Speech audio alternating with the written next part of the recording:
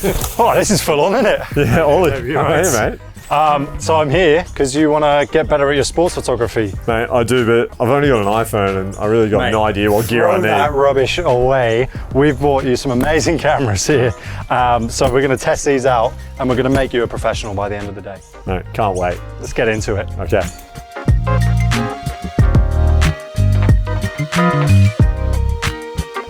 All right, Dave, so this is our first budget setup. So this is the Z50 Mark II with an 18 to 140 zoom lens. So it's a pretty compact, small setup. Yeah, that's a wide zoom for a pretty small, lightweight camera. Yeah, you've got heaps of zoom in here. Because you're shooting on an APS-C, you're effectively almost doubling this. So you're going up to almost 300 mil. So you've got heaps of room to zoom and go wide as well. So what I'll do here is I will actually set it up on the focus mode to go into the large center point, because if you're doing the whole area, because there's quite a lot of information here, it might struggle to capture, you know, the kids on the bikes. So this way, basically just keep them centered on the frame and it should pretty much lock onto them. So that's going to prevent all of a sudden the shovels coming into Exactly, focus. the shovels or the trees or anything like that, those won't come into focus because you're going to be focusing in on the middle, right? Makes sense. We'll put it on people, put it on large, and then yeah, we're pretty much sweet to go. So just try and keep that aperture as low as possible to, you know, limit the ISO going up too high because it isn't particularly bright today. Obviously, if we're shooting too high of an ISO, the sensitivity is pushed, which means you get more grain and the image isn't as sharp. So, but give that a go. I reckon a shot from here, sort of zooming in up the boys as they come over the jumps, and then sort of bringing it to a wider shot here once they're closer here, which is the advantage of that lens. So if I've got the aperture as low as it goes, like that 3.5 on the wide, when I zoom in, we're going up to f6.3, so it's still nice keeping it as low as possible. And then when I zoom out, as they ride through, we'll knock it down to 3.5. Yeah, exactly. Talk to me about angles, like, because I want the kids to look like they're fully sick, getting air off tiny jumps, right? So low angle. Basically, don't go down low, because if we're shooting up high, we don't get the perspective of them off the ground. So you want to keep it low, make it look like they're getting way more air than they are, and that will give you your best chance of getting a shot of them mid-air, which is exactly what we want. Nice. And I guess then you get a bit of foreground in it too, maybe. Exactly, so you almost get a bit of depth. So you might even see this jump here might almost come into foreground. Are you gonna hold this for me? I could be the leaf boy. Yeah. Hold a leaf in front, we get a bit of foreground. Now we're talking, Perfect, okay. But yes, exactly, and obviously anything in front is gonna be really dropped out because you're shooting at that and the focus is back there, exactly, yeah. Right, sweet, but I reckon we'll be good to go. Right. Send it, boys.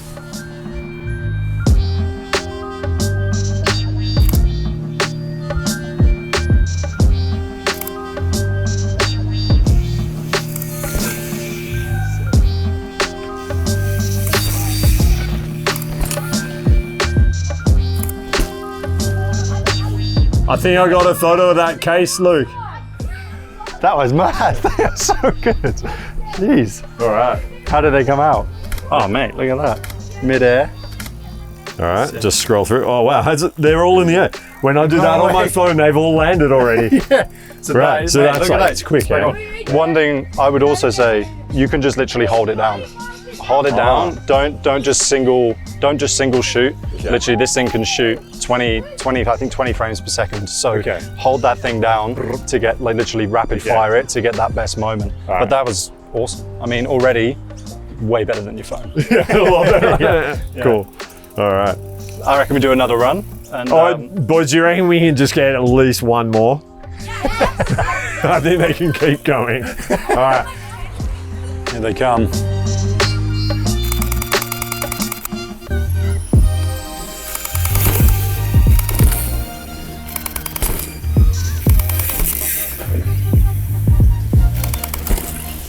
Dude. Right. Bangers. So many shots to sort through, huh? Yeah. No, I love it. So it went a lot better with the rapid fire there.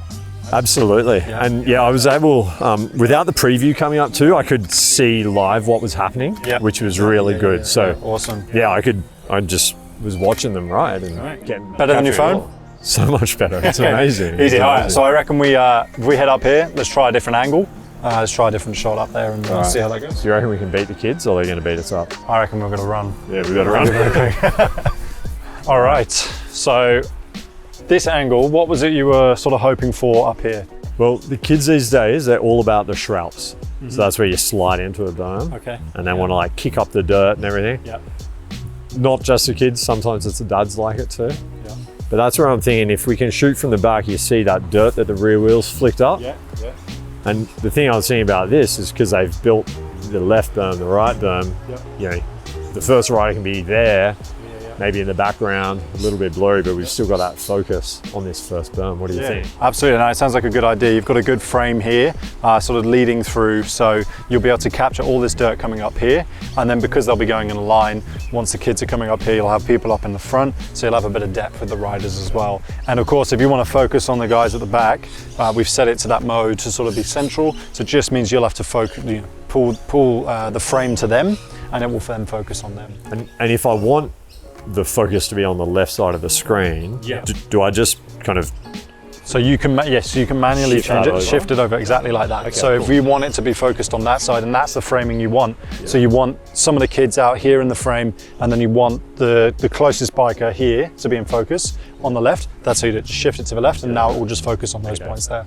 But that small, medium, large is the size of how much it will fit in. Otherwise you've got to be really narrow. Exactly. Otherwise it would be pinpoint, yeah. And I'm not that pinpoint accurate. Well, that's the great thing about these cameras, is they're so easy to use that you don't need to be, the cameras are so intelligent now that they can do so much. So yeah, I think that's a great shot. I reckon we get the boys down to do it. I think they'll be up for it. Yeah, sick.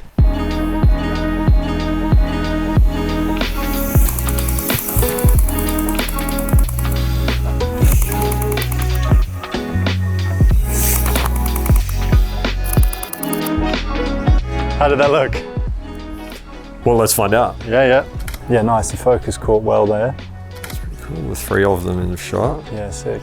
Well, that's cool. I like that, one's angled in. One leaning in, yeah. Let's go for the next one. Let's see how much dirt Bob kicked up.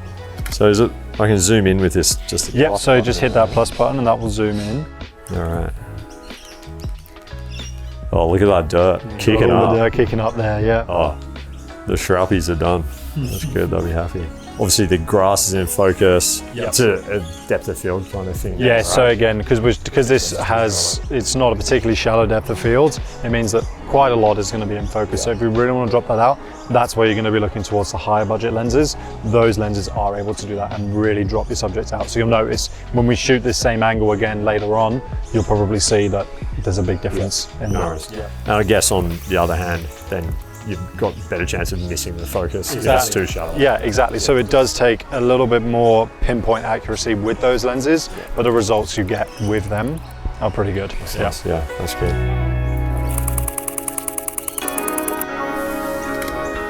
All right, I reckon what we'll do is reset them, and we'll go and get the next tier and see how you find that one. Sounds great. Easy, so let's do it.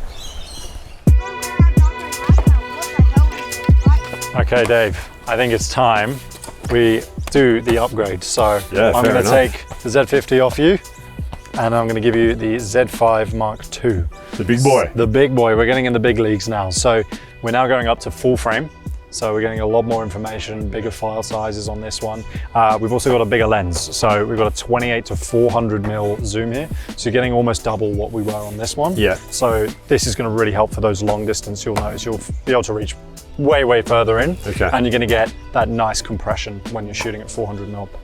Yeah, makes sense. Another thing I've done on here is switched it into electronic shutter, which is going to give you more frames per second. So we're going to be shooting at 30 frames per second. Okay, yeah. And I've also set up a thing called pre-capture, which basically means whenever you half hold down the shutter button, it's constantly capturing images. So when you finally shoot, it will capture up to a second of images beforehand. Okay. So you're getting an extra 30 frames beforehand as well. So that could work well if they're like trying to do a trick and I just don't want to keep doing it because they're never doing the trick, but then that one time they do, I'm bang, but I missed it. Yeah, exactly. So if that means that you can't miss anything, because if you constantly have it down, then they do something, bang, I'm going to shoot, and then that's it, you've got it. Okay, and that's a really that button's an easy feel. Like you can feel when it's engaged. You can tell when it's half down and all the way. But you'll notice and that's now, where all it lights up green. Lights up green. It shows you we're in focus. Yeah. At that time, it's pre-capturing. Exactly. So actually, there's a little bit here that says pre-capture. So you'll see when I half hold it down, there's a little green button. I see. That means we're capturing right now.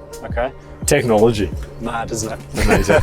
And another thing to note as well is now that we're shooting an electronic shutter, you won't actually hear the shutter because we're not using a mechanical shutter. So the way you can tell when you're shooting is if you actually shoot right now, you'll see on the edge here, if we fire away, see those little lines on the edge? That's going to show you that you're shooting, okay?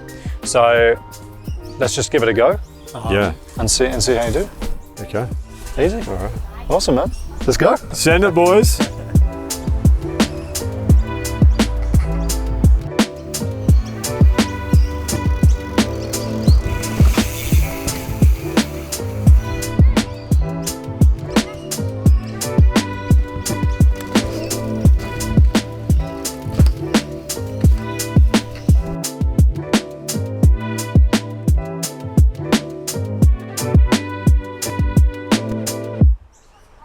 Well, Ollie, I can see, like, I can really zoom in all the way up to the top of the track now. Yeah, so you've got so much more zoom on this one, which is why I've brought along a monopod. So this thing is basically just to literally help you stabilize the lens when you're up at 400mm, because you'll find that the little bits of movements are getting... That's what I was noticing all the way zoomed in. Yeah. They call me Dave Tripod Hands, but yeah, maybe not. All right, yeah, so let's chuck her on here. Let's see how it goes. So basically just start twisting from the bottom to whatever height you want. And then, yeah, it should help you stabilize when we're shooting at 400mm. Perfect. Feel good? All right. Yeah, but I might get low, get that. Get low, mate. Get that angle, yeah, 100%.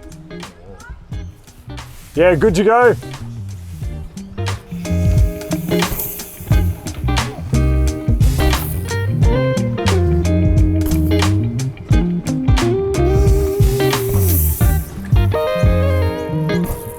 So how did you find shooting with that electronic shutter? It was a different feeling because I was used to that, that sound.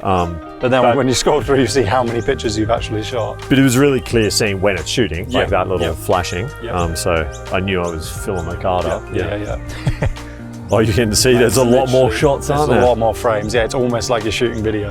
Okay. Oh, Steezy boy, eh? Look at that. I think Maxi's going to be stoked on that one. Eh? So, and how did you find the 400mm? Yeah, it's good. I think like I probably didn't quite have the focal point accurate, but it was great. It was like stable. Definitely better when I put it on the monopod that it was actually not moving around, so I could hold them in there. Yeah, awesome. All right, well, let's move up to the next location and see how it does there. Yeah. Awesome. Thanks. So Dave, I remember you said you wanted a couple of shots that have got a bit more action, a bit more movements. Yeah. So I bought this flash along here. This is the Godox TT685. So this is a pretty small, pretty budget-friendly flash. And what we're going to do is we're going to put that on there and we're going to bring our shutter speed down nice and slow. So what that's going to do is basically give us this motion blur. Yeah. But when the flash fires, it's going to freeze them in the middle, and then we'll have all this blur behind them. So it's going to be a really dynamic, interesting shot. So that's good. So we probably don't want the monopod off, and we'll just chuck this on. Great, show me how. Yes, so literally we just slide her on there, and then we put it into a mode called TTL. So that's basically just going to figure out what's the correct amount of flash that the flash needs to go off at, basically. So I've put it down to 1/60th of a second, so it's quite a slow shutter. So with this one, you can only shoot up to 200th of a second shutter speed. Yep. Otherwise, the camera's going too quickly for the flash to keep up, effectively. Yep. But also, we can't shoot full burst mode like we were before. Yep. These are gonna have to be 1 or 2 shots, again, because this flash has to have a reload time, which won't be able to keep up with the electronic shutter. So, if we changed off the electronic shutter? We're going back to mechanical shutter, and we're going on the slow mode, which I think is 5 FPS. Yep. But, so you've got to make sure you get this one right. And so will that give me 5 separate flashes? 5, yeah, it may not quite keep up to 5. Yeah. So really just try and keep single shooting. Yeah. But the most important thing is tracking with them so that when you do that, you get that blur. All right. So let's give it a crack. Let's see how it goes. And we'll keep it pretty wide angle, right? Wide so the angle, flash is close to them? Exactly, yeah, because if we zoom too much, the flash won't be able to reach. Yeah, makes sense. Well, I'll swap it, pod for the camera. Yeah, awesome, man. Go for it.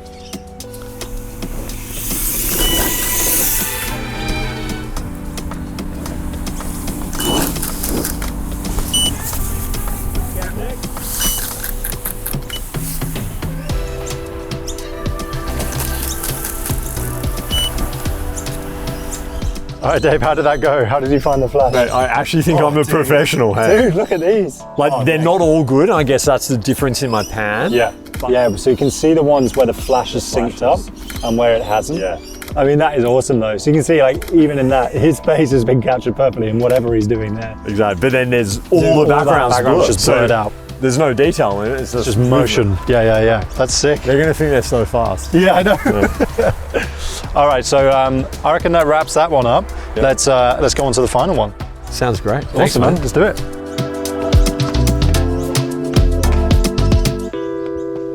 All right, Dave. Whoa. We are now on to the big leagues here. So this is the Z8 with Nikon's brand new 70-200 VRS2. So this thing is an absolute weapon when it comes to autofocus. Exactly what we're doing here, sports photography, right? Correct. I've also upgraded your monopod here. So this actually includes a ball head on the bottom here. So if we loosen that off and pop that on the ground, it effectively gives you motion whilst keeping it stable to the ground. I see. Okay. So that's great. You've got a little bit more motion than you did with the slightly cheaper monopod. This thing can also take a lot more weight. So bigger lenses like this and bigger bodies, it's not an issue at all. Understand. Okay, so just another thing to note with this as well, like if you ever did want to get into doing video or something like that, both the Z5 and the Z8 here have this real quick little video switch. So you can literally just flick between the two instantly and be getting into video or photo like that. Okay, so it's pretty neat. But big thing here is we're going to be shooting at f2.8 with this lens to really show you the depth that you get when you're shooting at a larger focal range with a smaller aperture. Absolutely. Okay, so that's in comparison to our like f8. Yeah, so hopefully you'll see a big difference with the images here, shooting at f2.8 compared to 8. You're going to get a lot more depth. All right. And the image should be cleaner as well because you're not shooting at such high ISO as well. Understand. So give it a crack, see how it goes. So even in this low light, that's it. 1600. Yep, so we're only, like compared to the last lens where we were going almost up to 20,000 ISO in some cases, we're only at 1600 here and shooting at 1,000th of a second. So everything will be sharp and yeah, you shouldn't have any grain in the image whatsoever. All right, that's good. Because the kids they're pretty critical these days, you know? Yeah, they're going to be zooming in pics, they'll be pixel peeping your images, mate. All right. So yeah, let's give it a go, get them down. Oh, they're on their way already. Drop it in. Let's go, you can't contain them.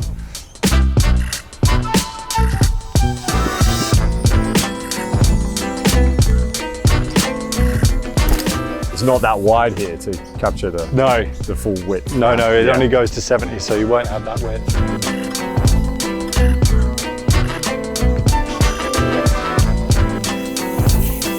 That's all right. Some cool details.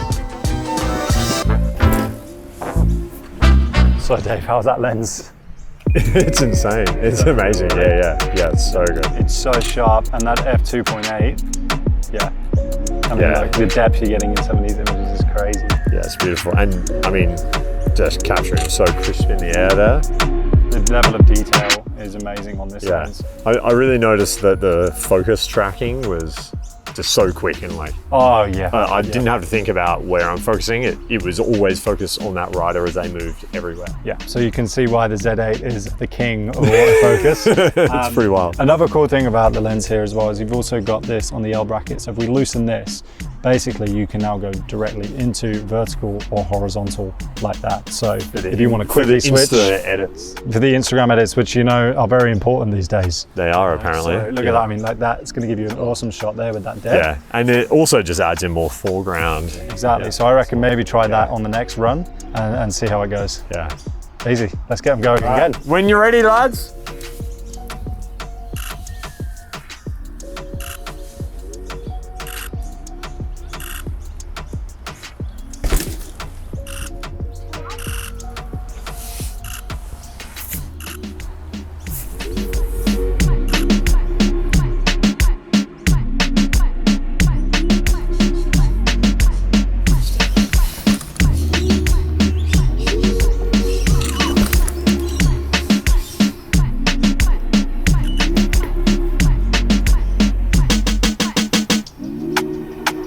They look pretty dope. Yeah, because you've got the movement in the wheels and stuff, right? Like rather than just stopping it real sharp. Oh, yeah. Actually pulling shapes. Yeah, I love that. Just that simple like motion in the wheels. Yeah, it just gives you like, there's a bit of energy there, so it's not completely frozen. And even though we're not doing big pan, there's like the background's just got a bit more blur in it as well. Especially because we were at 2.8 as well, it's going to drop it out. So yeah, you just get a lot more definition in the image there. They look great.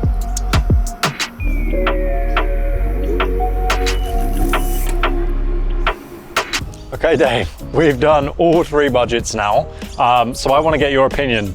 Coming from an iPhone, what are your thoughts and what would you lean towards? Well, I mean, this thing's incredible, but I think if I'm gonna spend 10 grand on something, it's probably a new bike for myself. Yeah, fair enough, yeah. Or when the kids need another one as they're growing so fast. So, yeah, I can definitely see the benefits in that. But I feel like this guy in the middle. Leaning towards the Z5 II, Yeah, like, I mean, the iPhone's pretty good. Yeah. So that's where this is like a whole nother level. Yeah, exactly. It's enough of a step up to make it worth going for the iPhone. Yeah. I mean, that 400, you just can't achieve that on your phone. And I think that's a big thing that's the difference. So I like that lens, it goes really wide, so I can get the close-ups like on tight trails, on the jumps, but then like that's a crazy zoom, nothing like that. And you don't need to be changing lens, it's like sort of all in the one.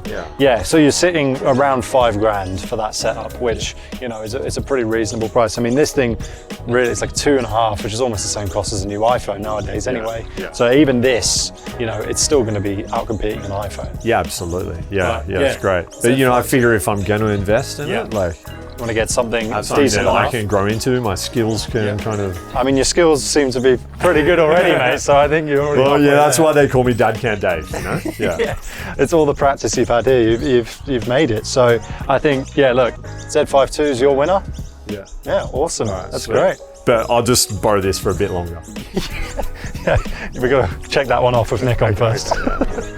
All right, so that's everything. Thank you so much for helping out here, Dave, and I hope you had a good time. Mate, Ollie, the insights were amazing. To use some really nice gears, been a real privilege, so no, I really appreciate it. Well, we hope to see you at the shop and picking up a Z5 II. Yeah, absolutely. Awesome. Can't wait. That's everything, guys. Thank you so much for watching, and we'll see you in the next one.